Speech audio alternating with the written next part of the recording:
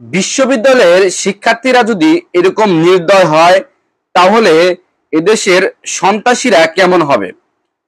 একটা জিনিস কি ভেবেছেন? গত কয়েক বছর আগেও কিন্তু আবরার ফাহাদকে বুয়েটে কি নির্মম ভাবে হত্যা করেছিল এই ছাত্রলীগের কিছু পোলাপান। তো বিশ্ববিদ্যালয়ে একটা ছাত্র পড়তে যায় তাদের মেধাকে যাচাই করার জন্য, বাছাই করার জন্য, যেন তারা ভবিষ্যতে সুন্দর একটা নাগরিক হতে পারে এবং সুন্দর একটা দেশ উপহার দিতে পারে। কথা বলছি আজকে যে ঘটনাটা ঘটেছে বা সোশ্যাল মিডিয়ায় যে একটা বর্তমানে ভাইরাল হয়েছে, সেটি হচ্ছে ঢাকা বিশ্ববিদ্যালয়ের তোফাজ্জলকে নিয়ে।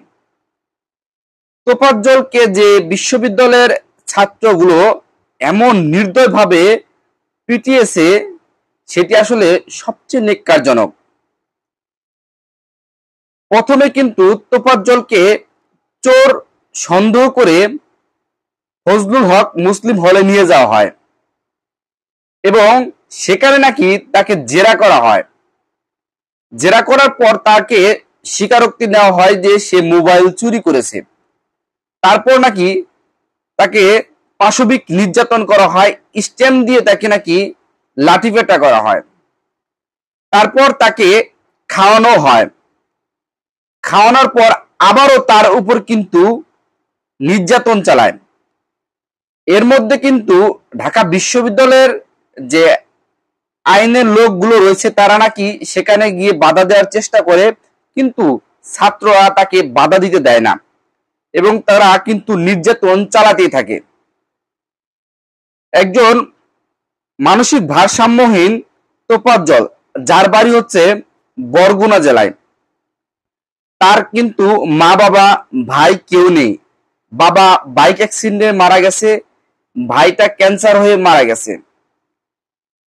তো তার ভাবির ভাষ্য মতে তাকে যখন নির্যাতন করা হয়েছিল তখন নাকি কিছু লোক তাকে ফোন দেওয়া দিছিল যে টাকা দেওয়ার জন্য, 2 লক্ষ টাকা দেওয়ার জন্য। তাকে বলা হয়েছিল যে তোফাজ্জল মোবাইল চুরি করে ধরা পড়েছে, এখন তোফাজ্জলকে দিতে হলে 2 লক্ষ টাকা তাকে দিতে হবে। তো ঢাকা বিশ্ববিদ্যালয়ের একজন ছাত্র যদি এই সমস্ত কর্মকাণ্ড করে থাকে তাহলে দেশের ভবিষ্যৎটা কে?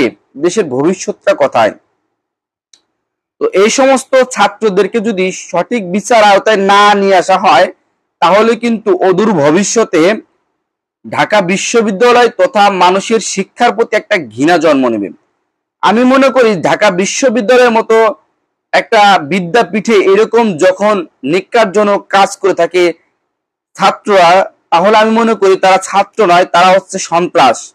আর এই সন্ত্রাস দমন করা বর্তমান সরকারের একটা আইনি কাজ হয়ে দাঁড়িয়েছে, যেটা স্বৈরাচারী শেখ হাসিনার আমল থেকে শুরু করে প্রচুর পরিমাণে সন্ত্রাস কিন্তু বৃদ্ধি পেয়েছে। যেমনটা হয়েছিল বুয়েটে আবরার ফাহাদকে কিন্তু নির্মম ভাবে এই স্টেম দিয়ে পিটেই কিন্তু তাকে হত্যা করা হয়েছিল।